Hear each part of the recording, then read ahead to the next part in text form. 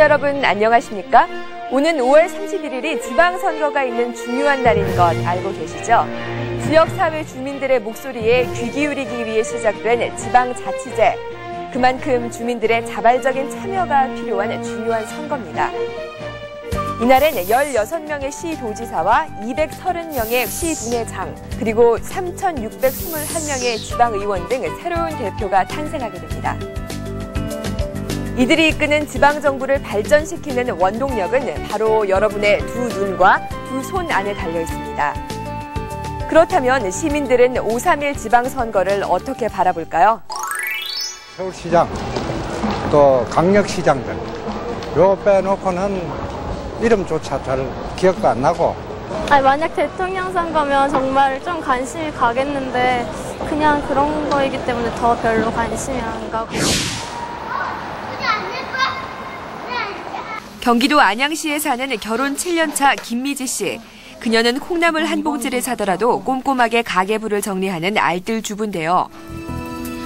하지만 알뜰살뜰한 그녀도 어떻게 사용되는지도 모른 채 납부한 것이 있다고 합니다. 그건 바로 월급 통장에서 꼬박꼬박 빠져나가고 있는 각종 세금들, 지방세인데요. 지난해 이 부부가 낸 지방세만 해도 하루 2,298원씩 무려 83만 원이 넘습니다. 주민세나 아니면 뭐 그런 것들은 환경 개선 분담금 이런 것들이 되게 궁금하거든요. 어디에서 어떻게 쓰이는지. 지방자치단체들이 막대한 빚은 생각하지 않고 지방재정을 방만하게 쓰고 있습니다. 섣불리 수익사업에 뛰어들었다가 예산만 날리는 그런 사례도 많습니다. 지역 발전과 주민 복지를 위한 지방세. 그러나 그 쓰임새에 대해서는 시민들의 비판적인 반응도 많습니다.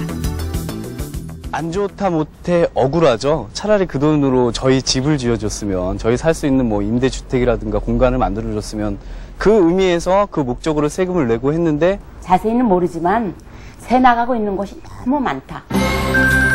지난해 지방세로 걷어들인 세금은 모두 33조 6,952억 원. 언뜻 보면 국세에 비해 적어 보이지만 실제 정부 지원금까지 합하면 국세보다 많은 엄청난 금액인데요. 일반 회계 규모에서 53%를 지방정부가 씁니다. 그래서 얼마나 씀씀이를 알뜰하게 쓰는 자치단체장이 선출되느냐에 따라서 우리 국민들이 내는 세금을 알뜰히 어떻게 쓸 거냐 하는 것이 결정이 됩니다. 똑같은 세금을 내고도 삶의 질이 달라질 수 있는 기회, 5.3일 지방선거. 이제 전경수 씨 부부도 우리 마을 CEO를 뽑는다는 심정으로 후보자 하나하나를 꼼꼼히 챙겨본다고 하는데요. 지방선거 후보자들을 좀 자세히 우리가 좀 살펴봐야 될 필요가 있을 것 같아요. 여론들이 모여가지고 한 표 한 표를 행사하게 되면 아마 우리가 감시를 할 수 있는 기능을 가질 수도 있고 우리가 우리의 권리를 또 바르게 행사할 수도 있다고 좀 생각합니다.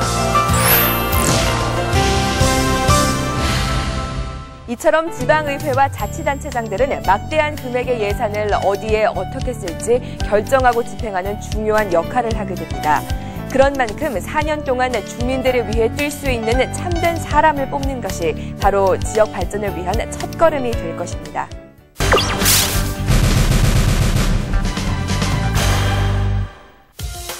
선거 연령이 만 20세에서 19세로 낮아지면서 61만여 명에 이르는 새로운 유권자들이 생겨났는데요. 생애 첫 투표를 하게 된 대학 새내기들의 각오 또한 대단했습니다. 저희 지역의 발전을 위해서 일꾼을 제 손으로 뽑는다는 것에 굉장히 뿌듯하고요. 정말 이번에는 공약을 세운 대로 당선이 된다면 그 공약을 지킬 수 있는 그런 사람들이 됐으면 좋겠고요. 또한 지방자치제의 취지를 살리기 위해 영주권을 취득한 후 만 3년이 지난 외국인 총 6,597명에게도 투표권이 주어졌는데요. 비록 우리나라 국민은 아니지만 지역 발전을 위해 한 표를 행사할 수 있게 된 사실에 기쁨을 감추지 못했습니다. 이런 기회가 주어져가지고 외국인들도 할 수 있게끔 해서 참 기쁩니다. 그리고 누구보다도 오는 5월 31일을 손꼽아 기다린다는 아일랜드 출신의 캐서린 수녀. 그녀는 이번에 주어진 투표권이 지난 32년 한국 생활에서 받은 가장 귀한 선물이라고 합니다. 처음에 이렇게 줄 거라 생각은 못 하셨죠? 못했어요. 못했어요. 이런 생각 못했어요. 그래, 드디어 할 수 있어요. 그래서 누구보다 한국을 사랑하는 캐서린 수녀. 간호선교사로 한국 땅을 밟은 지 32년 만에 갖게 된 투표권은 그녀의 오랜 한국 사랑을 몸소 실천할 수 있는 소중한 기회라고 합니다. 이거 군 책임이에요. 책임도 있고.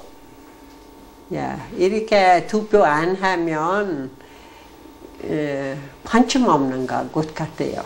투표 있으면 책임도 있고 또 좋은 사람 뽑아야 되겠어요.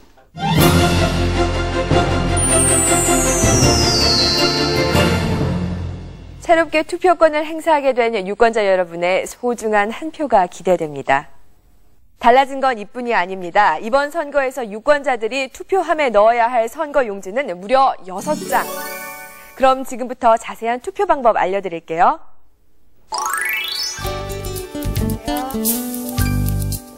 일단 투표소에 들어가면 지참한 신분증을 통해 본인 여부를 확인한 뒤 모두 6장의 투표용지를 받게 되는데요.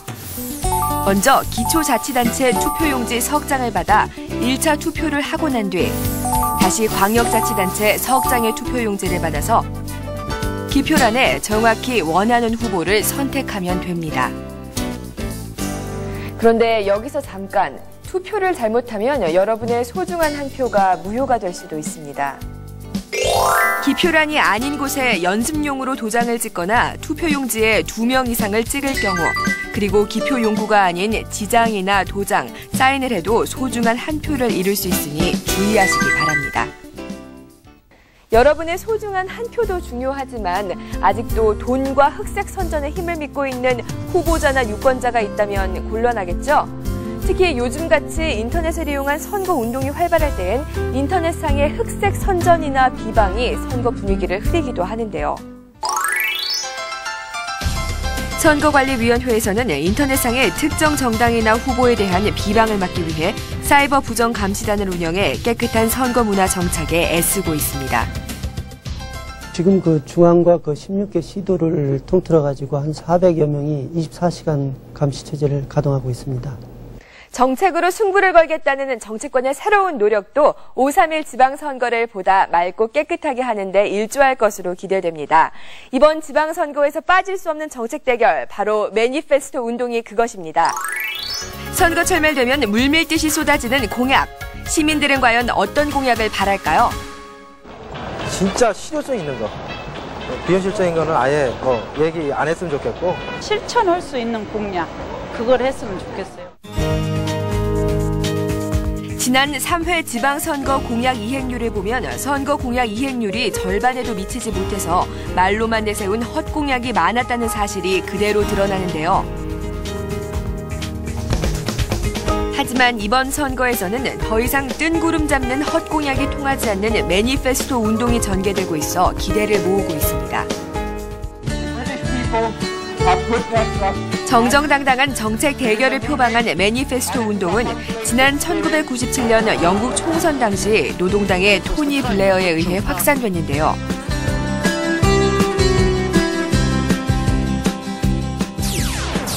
구체적인 예산과 추진 일정을 갖춘 참공약을 내세워 유권자에게 신뢰와 믿음을 주고 이를 통해 평가받자는 매니페스토.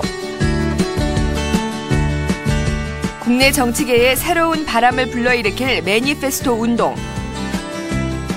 허황된 약속이 아닌 참 공약을 통해 진정한 지역 일꾼을 찾는 올바른 선택이 될 것입니다. 이제 후보자는 실현 가능성이 없는 헛공약보다는 실현 가능성이 있는 참공약을 내놓고 선택받는 게 무엇보다 중요하고요.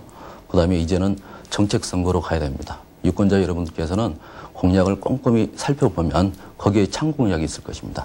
참공약을 선택함으로써 정책 선거가 조기에 실현될 것으로 보입니다.